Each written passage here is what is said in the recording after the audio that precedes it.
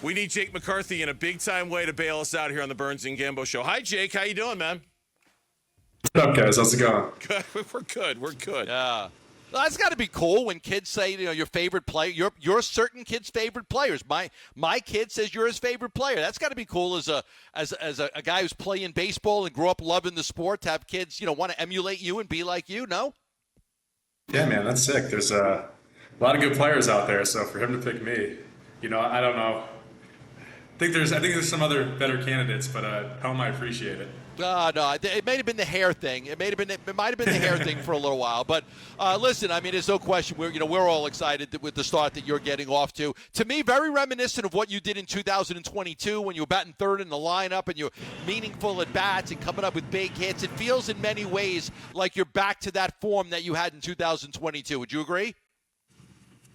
Yeah, I'm just trying to be the best version of myself. I don't really. I think it's a dangerous game to look back at, when you were going good and try to perfectly emulate that. Because I think, I don't know, it's in the past. I think, the game evolves.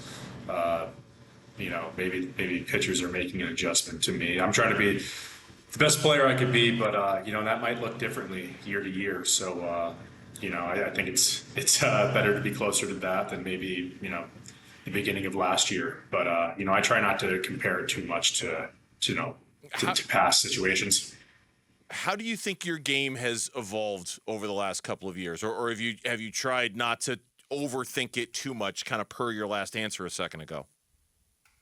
Well, I would say when I came in 2021, I think there was a lot of not swing and miss, but I think there were some at-bats that were uncompetitive. I just, trying to slug a ton, and then I would, chase bad pitches.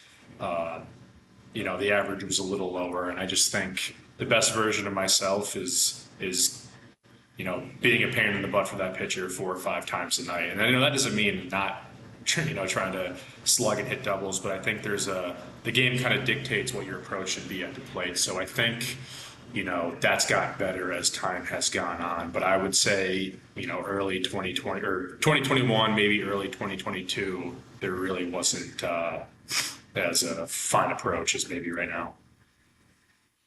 When you look at, this game and you see Corbin struggling the way he has this year, and you went through a lot of that last year, getting sent down to the minors and then having to work your way back up and then battling in spring training. When you look at Corbin, I'm sure you guys talk a lot. You've been through this maybe more than he has now. What kind of advice do you give him?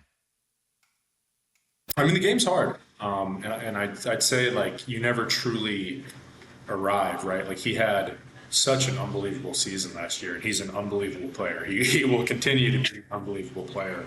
But there's, parts of this game that are really difficult. And I think when, you have the year that you have last year like he did, maybe you have, an X on your back. Maybe there's an adjustment that the league makes to you. But, kid is more than capable of making an adjustment. And I think, everyone struggles in this game at some point. So it's just, I think he's going to be better for this moving forward, right? He's super hardworking, obviously super talented. So I just think over time, he'll look back and laugh about this, but it's good to kind of gauge, okay, what's, in my personal experience, it's like, what went wrong there? How do we, avoid that happening again? Or, how do I be the best player that I could possibly be every single night?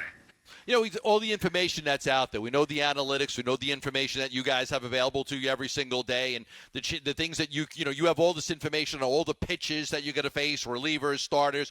But they've got the same information on you. What do you think the biggest adjustment to your game has been from opposing pitchers?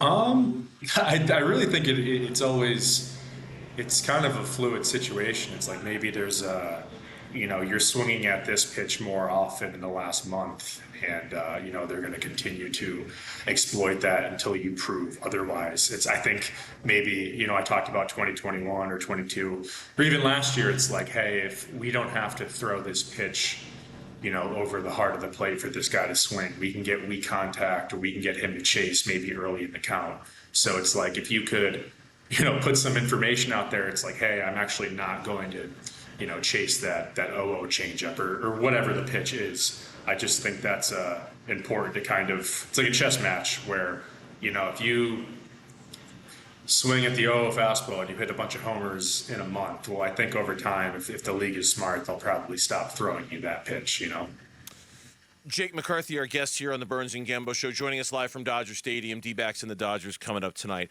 To look, today is May, 18th, 19th, whatever, 21st. Sorry, May 21st. I'm behind by a couple of days. Today's May 21st. You got a lot of season to go still. To look at the standings, there's nothing to be concerned about with where you guys are.